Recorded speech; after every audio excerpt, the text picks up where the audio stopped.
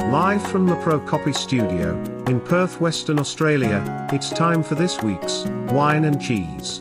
Hi everybody, welcome to this week's Wine and Cheese. Thanks for joining us. It's good to have your company.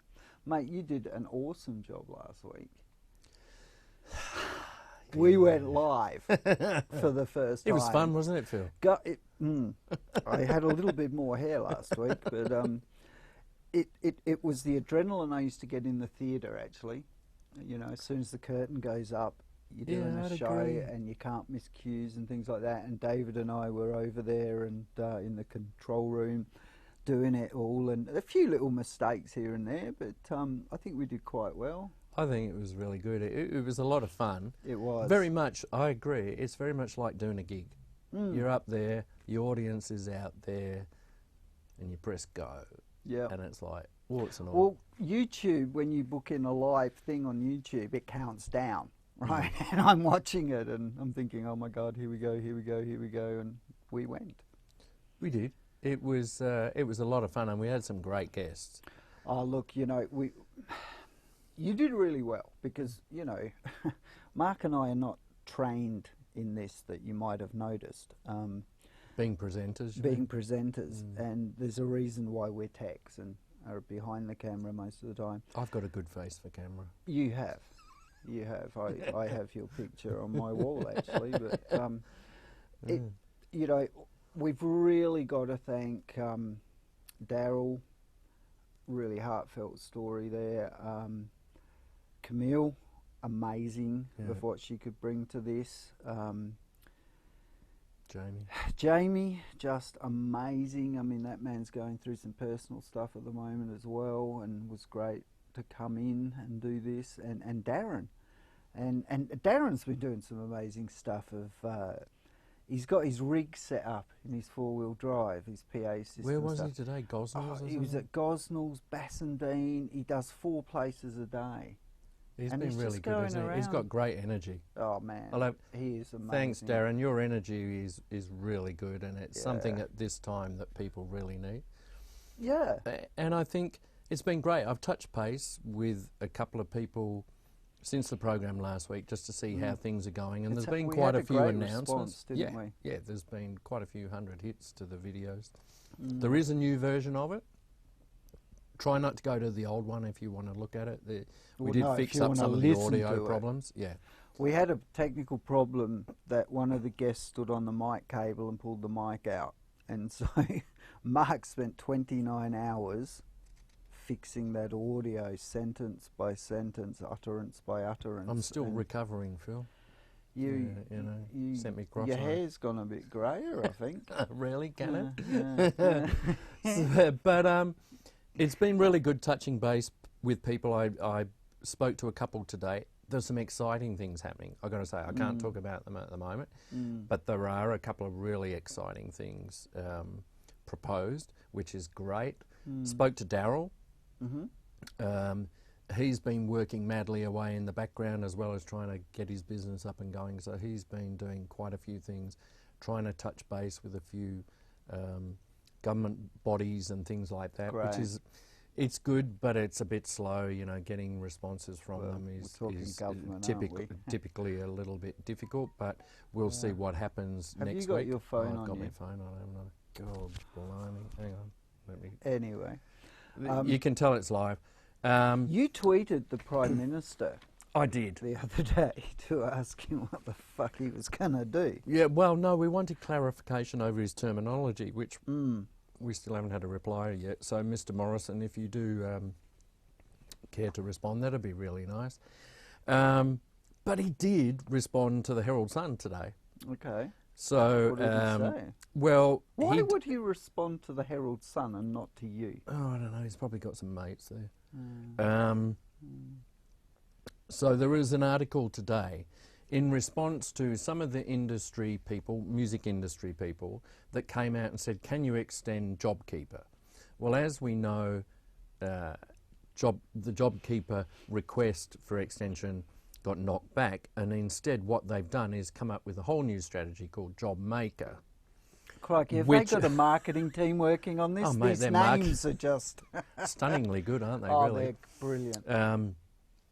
So what they've done now is come up with 250 million. Now, the industry did go to them about a week and a half ago and asked for 345 million. Who In asked my for books, that? that was through Leaf and a couple of other people over east that had got some good representation there. So the 345 million currently had been knocked back, and they came out the other day with 250 million. Now, there are some issues with that. There is some that is to foster new business. There is some of the money for other bits and pieces. There's a large swathe of it that are essentially loans. Now, I don't know any of the people that are currently doing 1% of the trade they used to do that can afford another loan. So let's see what happens with that, because that's not really practical help unless everybody's prepared to borrow the money and default on the loan. It's sort of deferring it. It's deferring the problem. Well, yeah, it's making it look like there's a solution to the problem without actually solving the problem. Because we're talking about a Prime Minister here that totally abandoned the whole entertainment industry during this. Pretty much. But who's Which going to play the music at his next launch? Who might be a musician? Yeah, If they're still alive. probably Anyway, what one, did be they one of those say? download tracks. So what? track. Yeah, a backing track. And Oh, he can shush. sing karaoke. So what they're Spot. going to do is the new job maker package is going to come out. Job seeker will probably get reduced back to its former level, which I think is about 275 a week or something. Oh, it's a bit more. So September. It's about So obviously it's the about strategy 310 is a week. from September, October, job keeper goes. That's my gut feeling. Whether they would like to keep it going or not, maybe they don't have the capacity.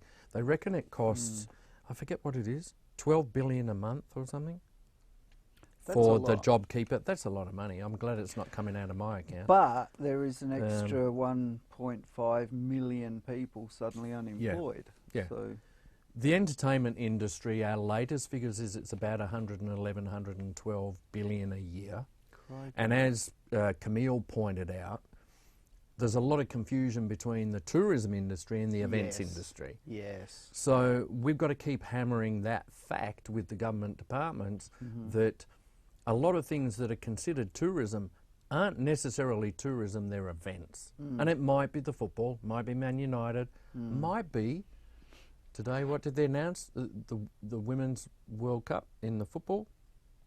Real football I'm talking about, not AFL. You mean Sorry, Gary Dunn. So the women's soccer, which is going to happen in Australia, that's an event.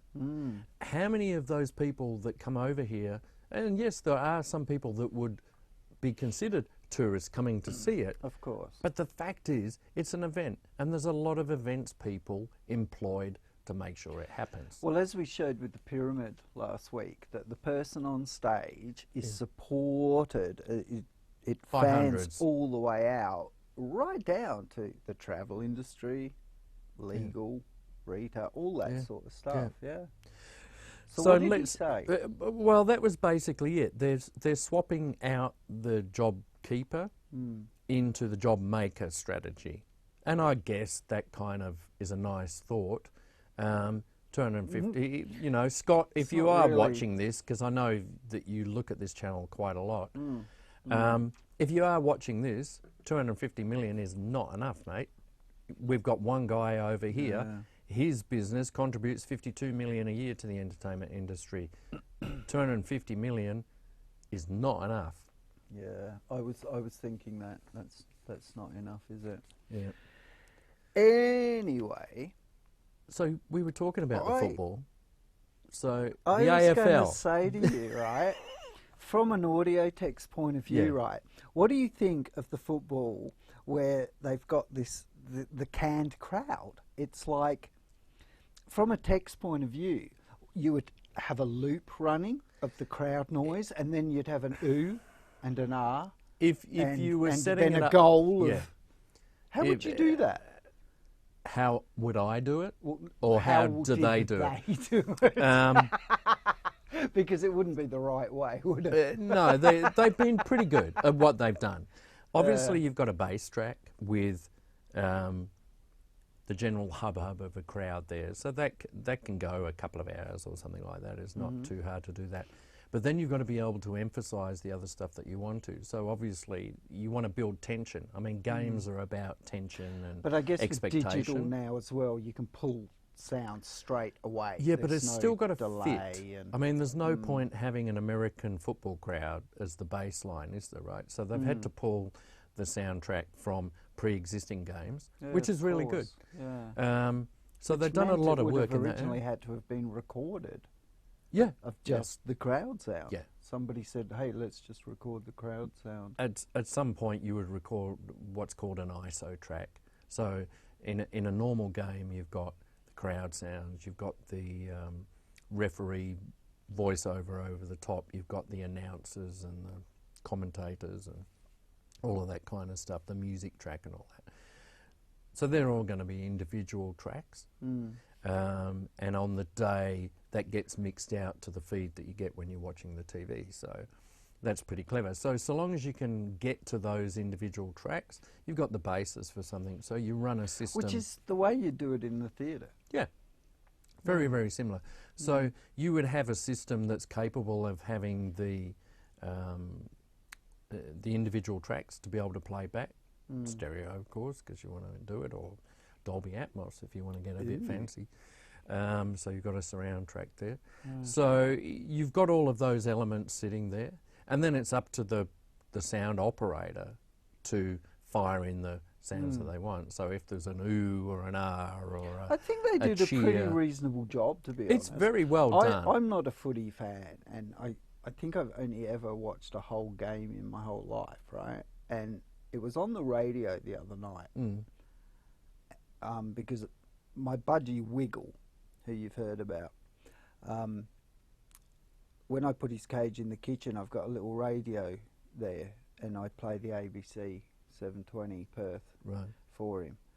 And I'm doing the dishes, and he starts squawking like crazy. And I'm thinking, what is going on? I'm looking over at him, and I'm realising every time the commentator's getting excited of it's going to be a goal, the bloody budgies go, ah, and starts carrying on. He must have picked it up from the commentator's voice. And when the goal went through, the budgie's flapping his wings and carrying on. And I've never seen him act like that before. It was really weird. It was very funny. Does he follow a particular team or not? I think the Crows. The Crow. That's a bit odd for a budgie, isn't it?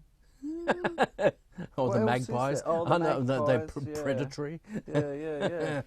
Yeah, no, That's a bit it was interesting. really interesting to watch his reaction to The soundtrack and the everything. soundtrack of So it. he's getting off on the energy.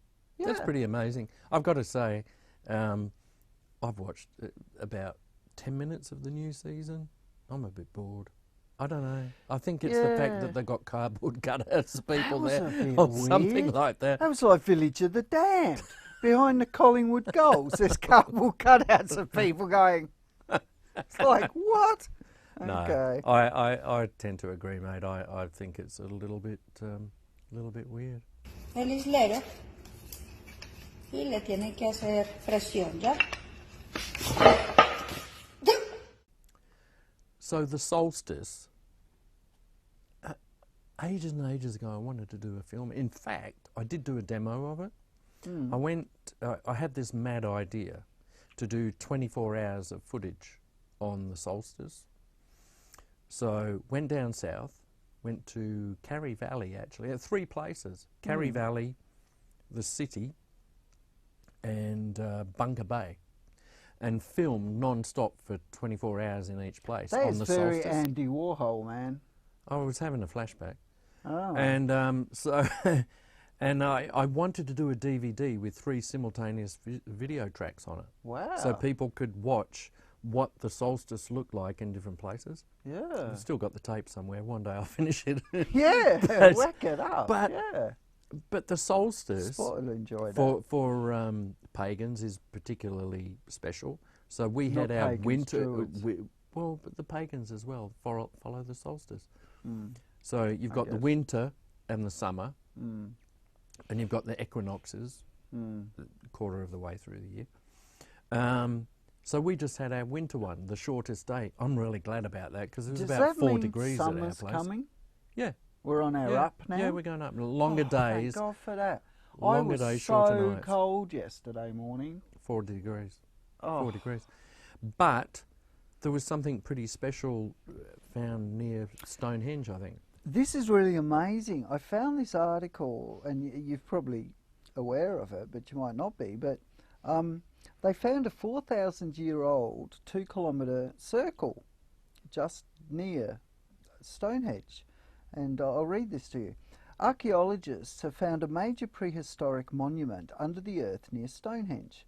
The discovery could shed new light on the origins of the mystical stone circle in southwestern England, in Wiltshire. Experts from a group of British universities found at least 20 huge underground shafts, around 10 metres across and 5 metres deep. That's pretty big. It is. The shafts form a circle more than 2 kilometres in diameter.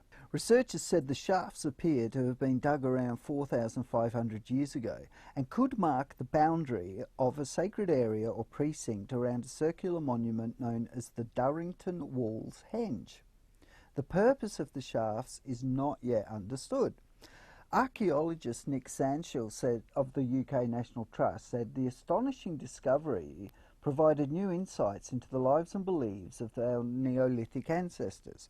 He said Durrington Walls was the place where the builders of Stonehenge lived and feasted. The archaeologists also found discarded animal bones and shells which enabled them to date the site. Richard Bates of the University of St Andrews School of Earth and Environmental Sciences said the finding provided an insight into the past that shows an even more complex society than what we could have ever imagined. The fact that Stonehenge, one of the world's most studied areas in the world, could yield such a major new discovery was described as remarkable by University of Bradford archaeologist Vince Gaffney.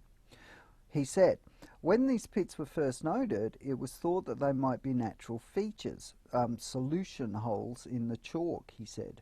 But geophysical surveys allowed scientists to join the dots and see that there was a pattern on a massive scale, which you can see in the overlay. When archaeologists realised the shafts made a rough circle, they were amazed due to the mathematical precision required. Britain is dotted with stone circles. There's heaps of them, built thousands of years ago, but for reasons that are still unknown. Stonehenge in Wiltshire, a huge monument built between 3000 BC and 1600 BC, is one of Britain's most popular tourist attractions. It also is a spiritual home for thousands of druids and mystics who visit on the summer and winter solstices.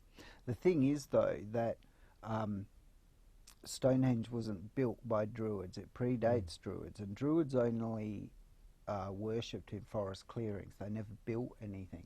And I just think in this day and age, isn't it amazing that we're still discovering these things? I love that kind of stuff, Phil. Yeah. I mean, those holes, what were they? Yeah, were what they were they? rubbish bins? You know, they got to get rid of all the animal bones? Or was it places where they dug out some of the chalk or the stone that became part of Stonehenge? Or I mean, pillars? No. Stonehenge came from the Preseli Mountains in Wales, Yeah, 500 that's right. miles away. That's right. How they got them there, they're still Did they not have sure. camels or something? There's theories. I don't think they... But isn't it amazing? I remember, some time back when the family went back to the UK, we moved near Wall. And Wall was a Roman camp. Wall. W-A-L-L. Yeah. And that original. actually was... It was actually a Roman kind of halfway house Okay. between London and Manchester. It was not Okay. far off the Chester Road, which went all of that way. Right. When we first got back there, they'd been digging the place up and they'd seen the buildings work that had been done, and they had the underground waterways so they could heat and things like that. Wow, bloody And Romans. over the last 30, 40 years, they've continued to excavate and see what's going on. We can learn an awful lot from the past. Oh, amazing, isn't I mean, it? it's utterly amazing. I and- remember visiting York Minster, and you go down past their crypt, down even further, and you're in a Roman army base.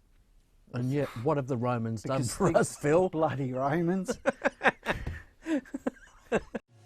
Underneath the rows of trees, I will see you where the ocean meets the sky. Under your toes, the fire grows. You are ready for a different kind of life. You're silent, holy, the wind is cold. You must return to the wild. You're silent, holy, the wind is cold. You must return to the wild. Welcome back. Joining us now is our good mate George. How you doing? Really good to be here. Yeah. Hi, George. Thanks for coming Mark. in, mate. Great to be here, Phil. Seriously, this is going to be fun. What is going on with the world? More than I've ever experienced in my entire life, and everybody seems to feel the same way, huh? We should point out that George has got a company called EP7, Tell Yeah. us about and it's helps people with personal development, Yeah. improving things. George is a good thinker, so there's an awful lot going to come out of this conversation. I hope so. I'm sure. But I've got to say that meeting you guys was actually a milestone in my life, because Really? when we, over 3 days, we shot all the videos, like 11 hours, 31 videos. To this day, a lot of people have gone through and watched those videos as part of the program, and they get so much out of them, and it's just so good to know that I don't have to present that material. Because seriously, up until then, I probably presented that material 600 times. Of course. So And that's you the guys have beauty saved my of life, the you video. do realise. Yeah. So you're saying it was a great. very efficient way of getting the material out there. Record it once and play it back a lot of times. Well, yes, and also I could be more present with the client, and my coaches can be present, and the quality of the message is done through the videos, but then you're working together on stuff rather than having to explain stuff that really should be done before you meet. Yeah, So fantastic. I just wanted to acknowledge the work you Thank you, guys have George. done. Thanks. It's made such a big difference to my life and to my coach's life. Great stuff. Oh, that's good. That's what we like to hear, because you know that's what we do. Is that, you know, Mark and I are not people to be in front of cameras, but people like you are. You've got a lot to No. say and a lot that helps people. I'm conflicted with that, but anyway, we'll get over that. So, COVID, apart from everything else we've been going over the last few years, Yeah. COVID is kind of a bit like an extra whack around the head with a wet kipper, isn't it? It's like, you know, It's a pretty big one. you thought you were going to get through this. Let me just slot this in and close the world down and close your businesses down and close this down. Yeah. How are people going to stay positive coming out of all of this thing? What kind of things can they do to not get too depressed, too stressed, too much anxiety? I mean, we know there's record levels of that. Yeah. But I think really people need a few tips and a few strategies to cope and go Yeah. forward and feel like you want to go forward. A lot of people are quite happy just to sit back and go, oh, okay, well, the rest of the world, you know, I'll just let it go by and I'll join in when I'm ready. I'm coming across people that have never experienced anxiety in their lives. and are starting to lose the plot. Hmm. And that bothers me. Yeah. Well, it's a bit unsettling when the people you thought were strong are now losing it too. Kind of, you know, you think, no, or like, I know. I looked up to you. And you're on the floor crying in the corner. Who'd you go to for guidance? And what kind of guidance should people ask for?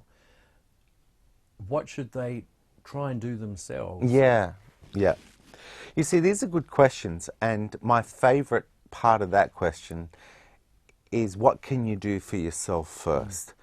Because here you are representing you, and when the world invites you into so many, you know, perfect storm, too many things going wrong, elements, it's too easy to be disconnected from yourself. And we're not very good in the way we're raised and educated to tune into ourselves and represent ourselves well.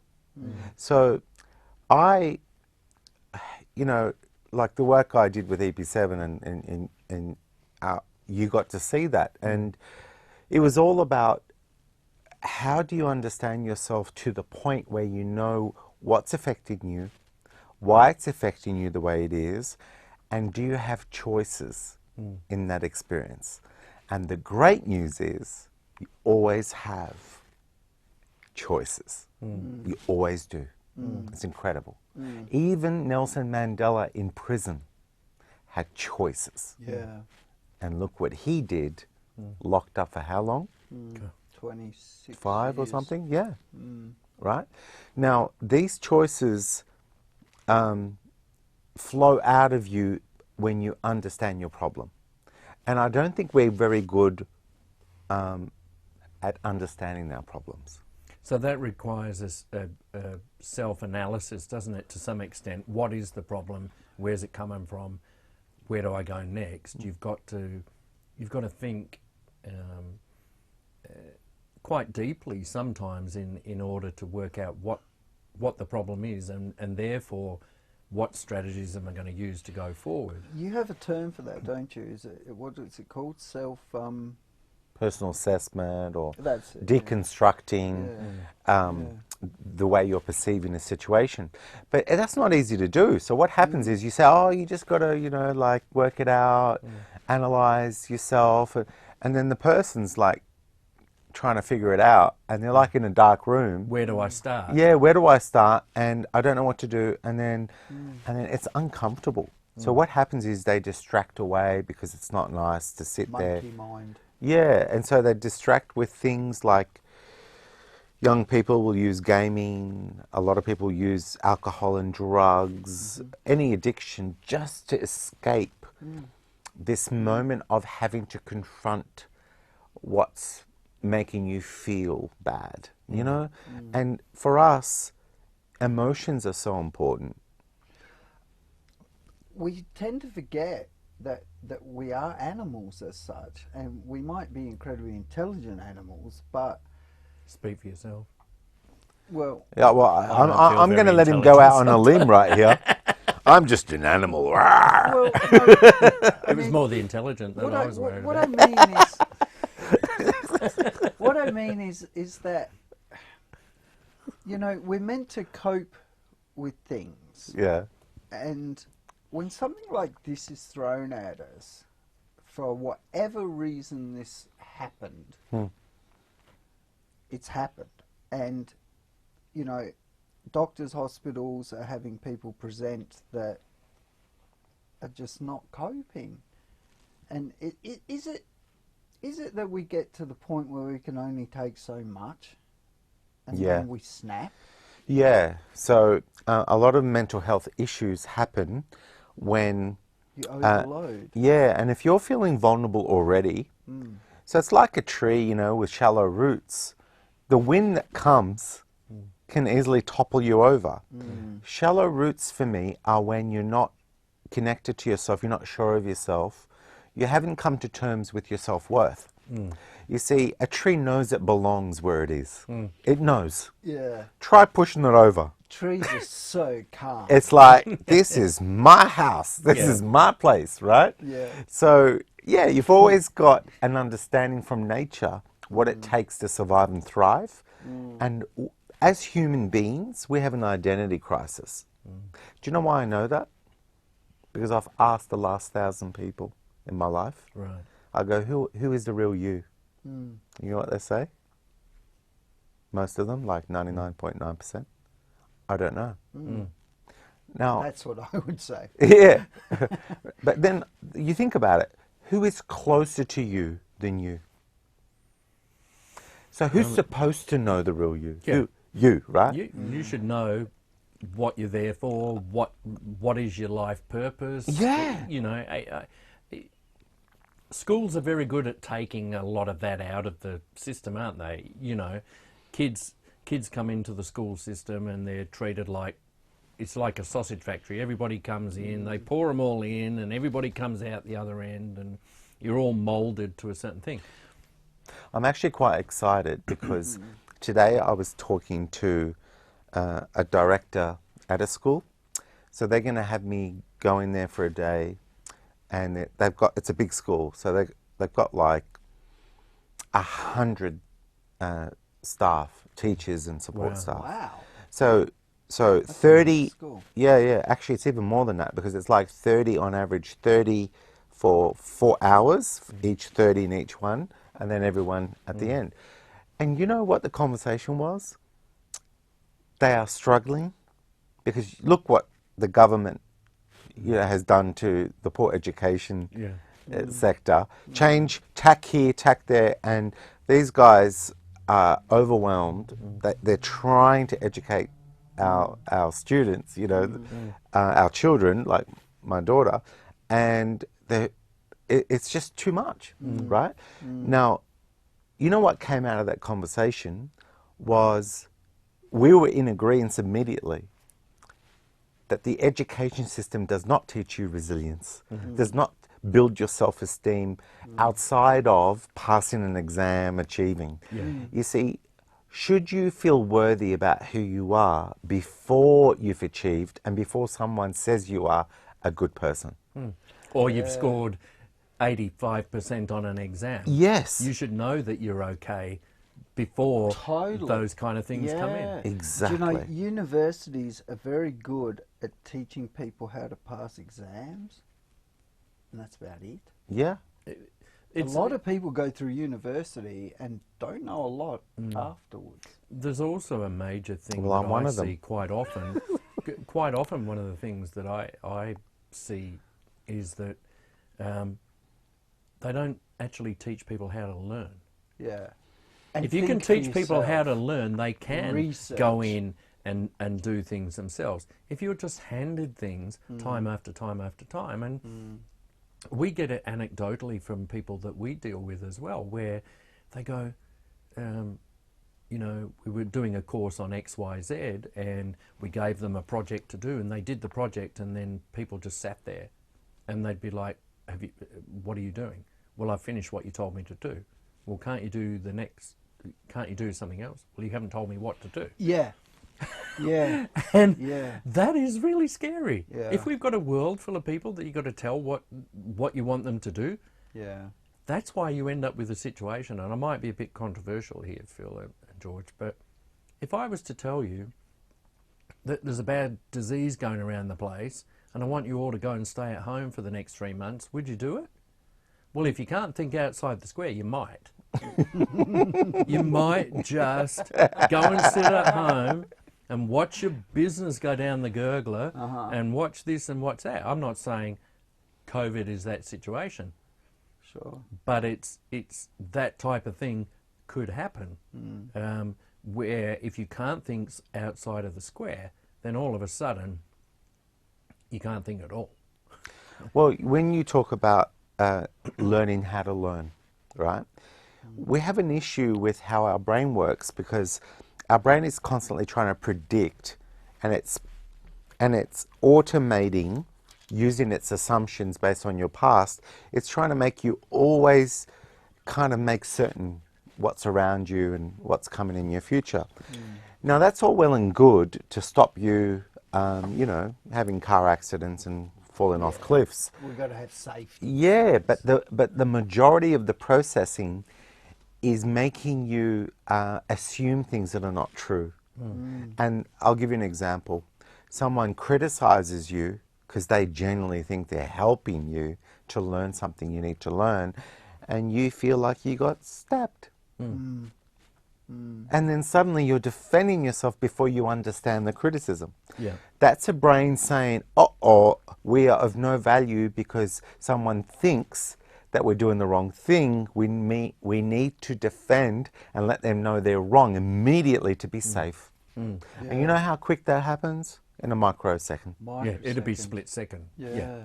And the reaction happens. And then when you think about 95% of our thoughts throughout a whole day is generated out of that subconscious trying to keep you safe, that's a lot of you being on a train track without much free will around what's really going on around you, right? And so when we take that back to learning, when you try to learn something, your subconscious says, no, we know what's going on here. There's nothing to learn. It's this. Oh, no. And, oh my gosh, that's hard work. So it takes a philosophical shift for you to look at the world differently and take a bold leap into an understanding that this world is a lot of playground and you got to start recognizing it. And we know it's a playground. You know why? Because your brain is designed to come up with endless ideas to help you see things differently, to help you have breakthroughs in a timely way. And if you decide that that's an important part of your identity, that empowerment, then you begin to embrace, well, what do I need to see differently? What is it that is keeping me stuck that I now need to see and understand more and see it differently?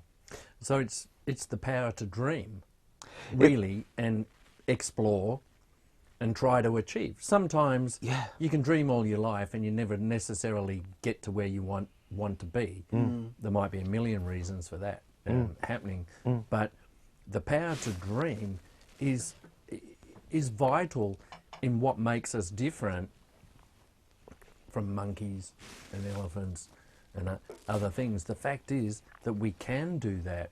We can explore some things that have been designed in the last 5 to 10 years, and maybe in the last 3 to 4 months. I mean, the progress that's happened in 3 to 4 months is exponential. Yeah. It's quite brilliant. So people have the power there. Maybe they don't have the time there to allow them to happen because everybody's doing their 9 to 5, and you haven't got that chance to dream. I always find when I'm on a plane flight, I have to turn off business because I can't do it. Yeah. I'm traveling to America, or I'm traveling to Europe or something like that. I have to stop. I write notes, copious notes about what I want to do, a couple of ideas. In that 14-hour plane flight, I've written a page of notes. It's like, well, I'll put that in my diary to do. You've got to have the freedom of space and time to be able to do that dreaming and try and come up with new things. You've got to dream. And we've had 3 months, 4 However months you to do that. define Right We now. have. So the amount of potential that is stored up in people at the moment must be significant. But Mark, the thing as well with this though is that because it sort of came out of nowhere and we suddenly are locked down. I mean, what a term to use, lockdown. Like we're all prisoners all of a sudden. People weren't expecting it, and so they weren't in a mindset of, well, let's use this time. It was something Yo said early on. We used to being grasshoppers, Yeah. even in winter. Go out, grasshoppers.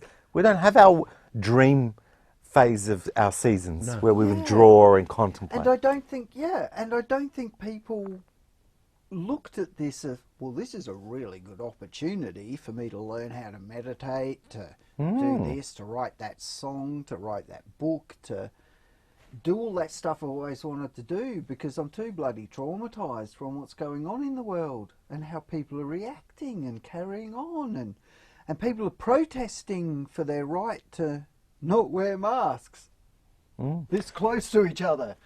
You just broke every rule on the planet. No, we're going to have to go out to the car park and spray ourselves down. You first. That's another episode. I can't see my folks. family for 2 weeks. Oh, no, sorry, dude. But you know, going back to how to learn and how I was saying emotions are important, right? It's like if we can have that philosophical shift and go, you know, I have to believe that I can't exist and have the ability to dream without it meaning that I can make my dreams come true. Like, that's a big step to make, but it's a vital one for your well-being. And so if you up the ante and say, from now on, whenever something happens to me that I don't like, and a pattern in my life where I'm stuck all the time, right? I'm going to decide that I deserve better than that. Yeah. And I'm going to decide that there's a better way. And I don't know what that better way. So I'm going to get really humble. And I'm going to stop assuming I know what's going on. And I'm going to just shut up. And I'm going to stop. And there's an 8-step process that I love that came to me a while ago when I watched people get stuck all the time. And I became fascinated what could be a tangible way to get unstuck. And the first step, Because we all get stuck. we all do. We're all a work in progress. Do you know where my happiness came from? When I realized I'm a work in progress. Yeah. I stopped trying to be perfect. I stopped trying to pretend that I was a know-it-all.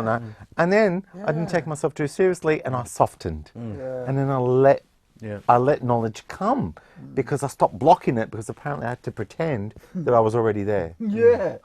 So anyway, this first step, right, is connect fully, Right. which is so hard to do. Because of that brain always saying, oh no, we've got to work out certainty. It's like connecting fully is this decision, right, to go, I'm just going to take it all in and I'm going to forget everything I have decided is true or needs to be true. How about I just chill out and just back off and just take it all in like an observer and get really neutral because I want to see all the data in my environment. Because you know what's amazing when you do that, right? Is the data is a part of a cause and effect and it's all interconnected. Right. But we never get to see that because the brain's already decoding it, forcing what you need it to be before you figure out what it really is. Yeah. So the connect fully, first step of 8 steps, but it's the hardest because we just don't know, we don't have the patience to do it. But if we had the courage to let that patience be there, because we've built enough why behind how powerful it is, right? To connect fully informs you, and when you're getting informed, this next step is to understand. Forget your needs. Just understand. And then the third step is don't hurry out of that. Understand well. Because when you connect fully, you finally allow all data to be present for you. The next step says, okay, now stay there so that you can finally understand how it interconnects. And then the third step, understand well, is wait and wait and keep asking questions. Take a breath. Until it all interconnects and pop, there's a picture of what's really going on. And the fourth step is what's important to you in that. What do you want in that situation? I really love watching you on Facebook, and it's that term, observers, become an observer, where you just take a step back from life and just watch and just chill out and don't worry about anything. Just, I love that term. Yeah, and you know, a year or maybe 9 months, 9 months conception of EP7, 9 months before EP7 roughly, I had a controlled existential crisis where I kept thinking the world was a certain way, and then everything that I thought was pure and beautiful and I could trust blindly turned out to be full of shit, and there was betrayal and it's infested with crap. And it unsettled me, disturbed me to the point where I thought, how do I know what to trust and what to believe in this world when the stuff that I thought I could lock in as absolute is bullshit? And you've got to realise, don't you, as you get older as well, is that nothing is written in concrete and things are allowed to change. And you're allowed to change your belief system. You know, it's malleable. But you know what happens to us, right, is that we're so desperate to have a sense of identity because of this identity crisis. We're so desperate for it that if I come up with an idea and I share it with you, and you go, oh, that's a pretty bad idea, George, I don't like it. It's like you stabbed me. What the hell is that all about? Hang on a minute, this idea is not me. It just came into my mind, I shared it, I liked it, but you deciding you don't like it, I start to get offended by that. That's a clue that we are constantly searching for an identity and we're willing to grab anything to relate to it and say, oh, this is part of us. So when you come to beliefs, which are in your subconscious, we're stuck in a version of being and we think that's us. So it's like a puppeteer. Your life force has gone down the strings and it's got caught in the character, one character, and we think that's us. But you're meant to be the puppet master. And as an observer, we all have all these preconceived notions of how things should be, and they don't have to be that. I think there's been a big shake-up in that in the last 6 months. I think everybody is questioning what is their purpose, what are they. What is their reality? What is the reality? Who do we trust? What information do we trust? I mean, the explosion even mainstream media, you certainly can't trust, and we've known that for. But even social media, we're all exposed to massive amounts of information now. How do you? People are turning off. People are literally turning off because it's security. And also I was finding myself being pushed too far with all the information that was conflicting, and it was all saying, oh, this world is so bad, we need to not be able to connect with our own loved ones, which means if one of your loved ones is dying, you can't be there. And I don't, come on, man, think about it. To be human is to be there for each other when we need it most. And they go, oh, by the way, no, we've decided to change the rules on that. Because we've decided that this COVID is so scary, it's the grim reaper of the planet, and it's behind every corner, and so now you have to not even trust yourself, and not trust your loved ones, and not trust anyone. Now, I personally, philosophically, if you're going to get into that much overprotection, you will make life not worth living.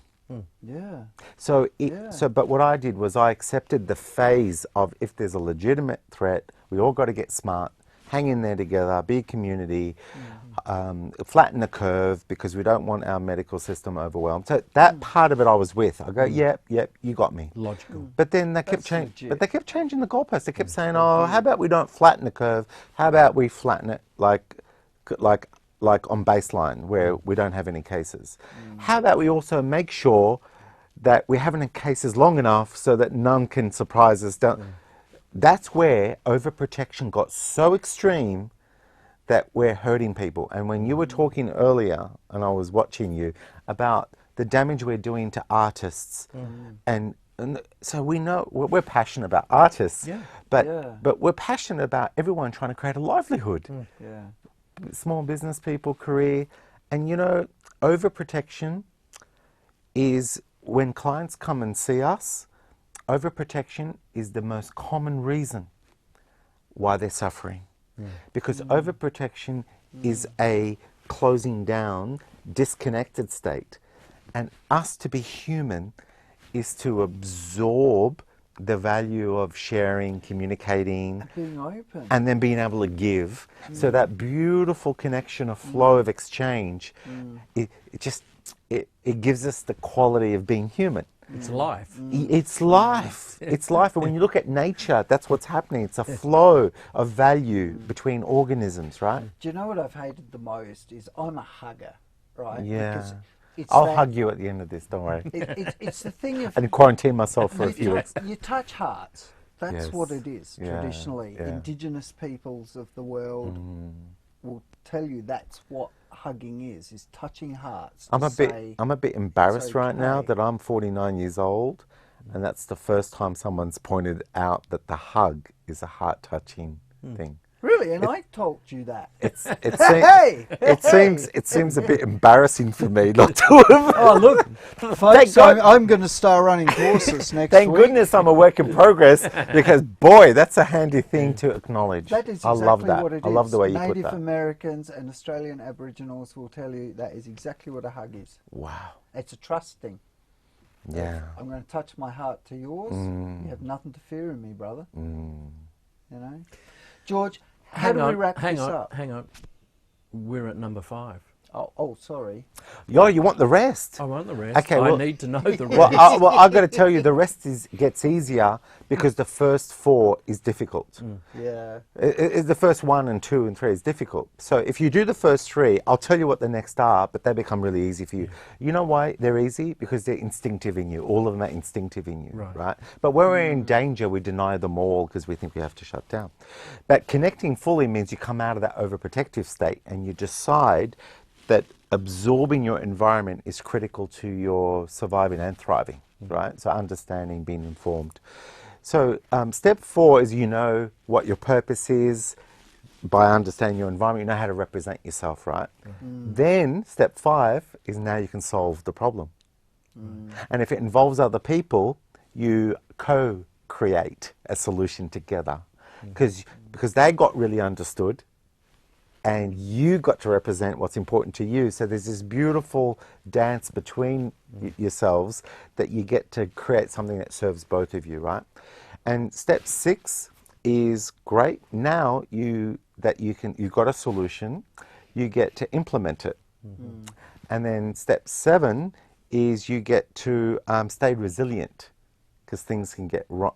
Can go wrong, tough. and that's normal, because as much as you've absorbed and come up with a solution, keep yourself a work in progress and stay resilient to how you need to update your solution as you go.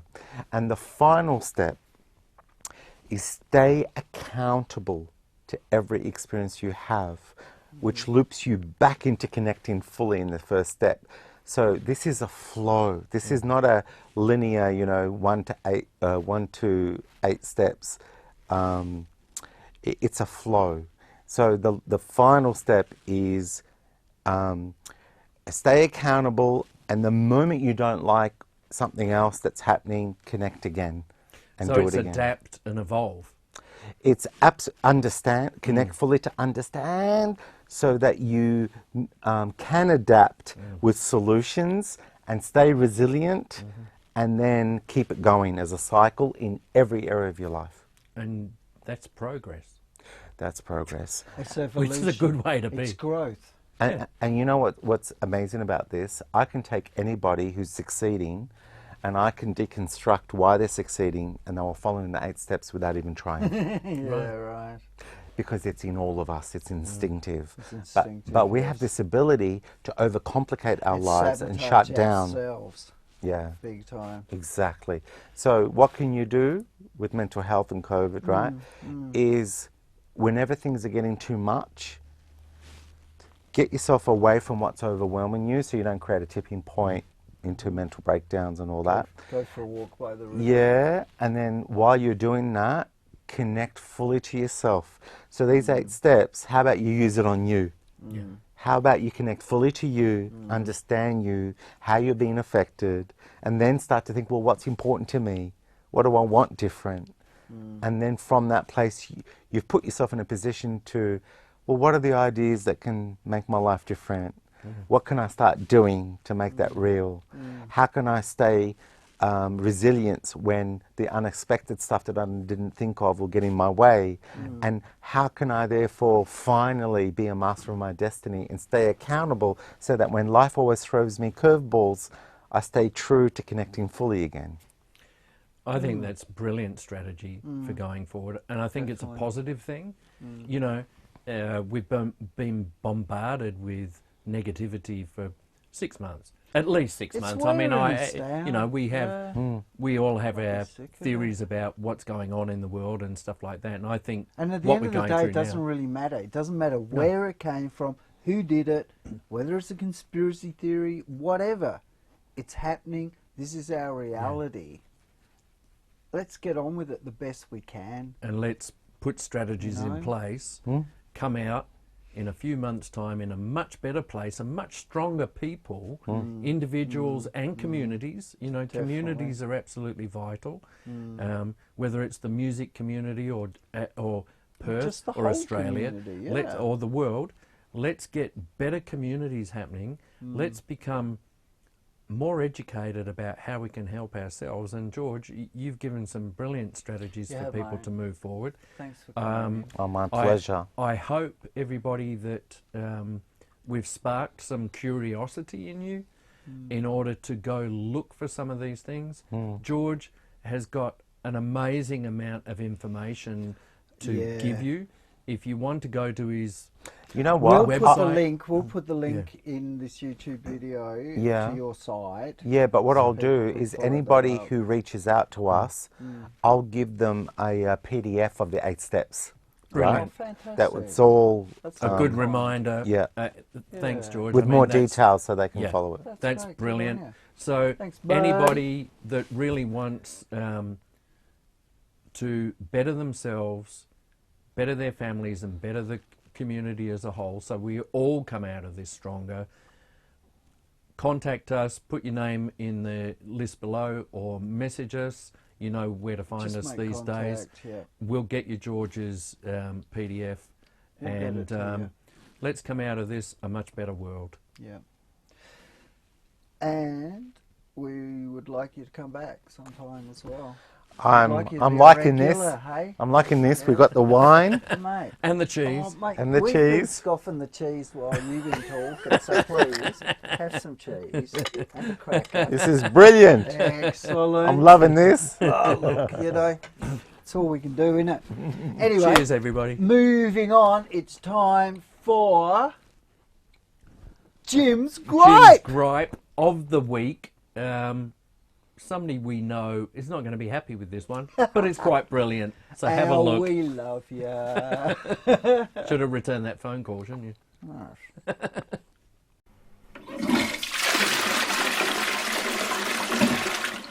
G'day, misery lovers. I have a gripe this week with Alan Simpson. Yes, you heard right. Simo. I can hear you all bleating now. What's bloody Simo done? Simo's a great guy. Yeah, I know Simo is a great guy. Really nice guy. He's got a heart as big as his head. And that's huge. Enormous. I mean, take it from one who shops at Beanies for Buffheads. Simo's Stetson could carry John Whine and his horse and have room for a couple of boot scooters inside. Anyway, so I first met Simo in the mid-80s when Pecco took me to a East Perth football match. And Simo was running around like a little kelpie dog, you know. Pecco was his hero, and I think Simo was working in an all-girl band at the time called the Members? The Country Members, yeah, great band. Well, weren't great, but they were memorable, sort of. Later went on to join V Capri and Mag 7 and worked out his identity crisis. Finally found his place in music. Harvey Norman's. And Pecco was on his last legs, and Simo very kindly drove across town and picked me up, and we visited with Pecco. And as he was dropping me home, he said, "Mate, have you got a microwave?" And I said, "Yeah, it's shit." And he said, "Oh, well, have I got the microwave for you?" And he goes to his boot and he pulls out this great looking microwave, fantastic. And he says, "Oh, it's perfectly good, just the light doesn't work, you know." He says, "Some bloke brought it back to the office and complained, and, you know, we don't fix them up, we just throw them on the tip."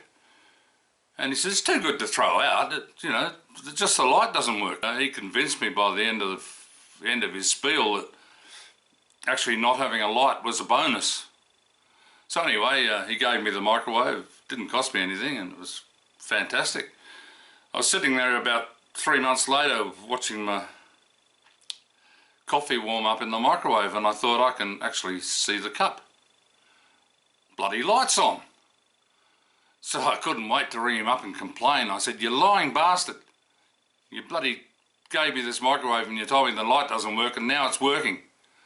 Anyway, we had a bit of a laugh, and later, Simo found out that my computer had blown up and I wasn't able to record any songs, and he sent out an emergency call to his mates, and all of a sudden I was inundated with offers of old machines, and I managed to cobble together some parts from those offered and built myself a new machine. Well, this was, you know, typical of Simo. Anyway, I rang him up a bit later to thank him and asked him how he's going, and it was a bloody horror story. He was going through World War III. You wouldn't have known it. I mean, he was like the duck sitting on a pond, you know.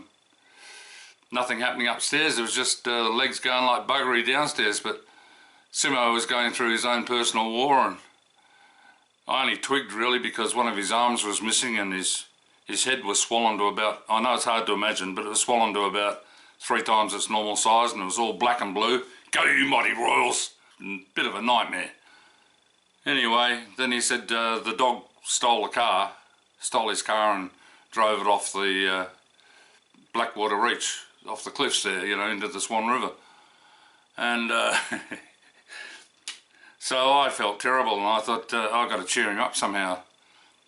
So I sat down that night and I started writing just freeform, just writing some, I thought I'd write him a silly song, you know, and I knew that he liked country songs, so I decided to write a country song. And if I wasn't deaf in one ear, I'd probably sing you a verse, but you've been through enough pain in your lives, I know. So the country song was called Things Will Get Better, and it was basically a story of Simo told in a kind of an abstract way. But the first verse goes, there's a guy on the corner looking old and musty, clinging to a toaster that is slightly crusty, sitting on a barely working microwave, and he's listening to a sad old country song on a new radio, but the aerial's gone. And if life wasn't tough enough on these Joondalup streets, his feet are tapping in a regular beat, and just like him, it's out of time. Now, it goes on to be a bit more disparaging, and towards the end of the song, you realise that he is a force for good. He's sitting there with a arm missing and big black and blue head. Go you mighty rolls! And and he says to people who come up to him, and they're, you know, like they're despondent, you know, like they're having trouble in their lives, and he says, you know, don't give up. Look at me, I'm fucked, but I'm not giving up, so don't you give up, all right? And I was quite pleased. I got a couple of, I got the Hours of Harvey Norman down and wrote a song about opening time, and, you know, Simo being there various days of the week, and had these other songs about him on the internet, you know, searching for love, and it was all working out pretty well. I thought, oh gee, I can do a little mini sort of country rock opera, you know. Anyway, so I rang up Simo. I was quite chuffed. I rang him up to say, listen mate, I've got this idea just as a little, you know, thank you and pick me up and all that sort of stuff. And he's as bright as a button, you know. World War III's ended. The dogs turned up in a new car towing a boat. You know, life couldn't be better. So I'm pissed off. You know, admittedly I didn't put a lot of work into it, but I put a bit of thought into it, you know. So what I really need is for Simo's life to turn to shit, you know, just for 2 or 3 weeks, so I can get this bloody opera finished and then present it to Simo and cheer him up. So that's my gripe for the week. So thanks, Jim, for that one. I expect a phone call from you any minute, Al. We're going to get in so much trouble over that. We will, Thank you, we Jim. will. So. But what we're going to end with this week, Phil? Well, this week I have picked a song that I think is really cool. So many of you out there know Aaron Devenish. He is an amazing guy, single father, doing an amazing job with a 7-year-old boy who is not always easy. Yeah. And, you know, we've been through it. You know, you got a daughter, it's even harder. But Aaron is always helping people out without charging them, recording their music, filming them, editing. And I thought, well, do you know what? He actually writes songs and sings himself. Beautiful songs. Brilliant songs. It's like, my God, man, why are you not doing this for yourself? Because I'm not worthy. You are worthy, dude. And I think you'll agree with this. I hope you like the song. It's called Gathered in Black. And Aaron Devenish, on you, bro. Thanks, Aaron. So we will see you next week. Have a great week. Stay safe. Ring each other up. Talk to each other. And tell people you love them. Hey? Important stuff. Thanks, everybody. Ciao. Ciao. Ciao.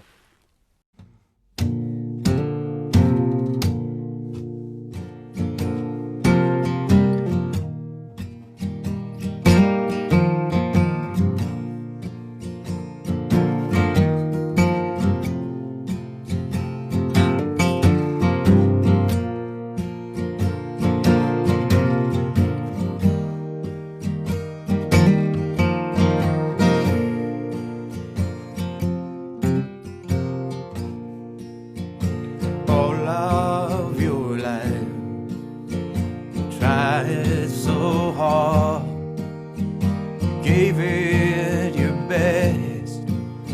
The world broke your heart until in the end you were broken and spent. They gathered in black. Too late, nothing left.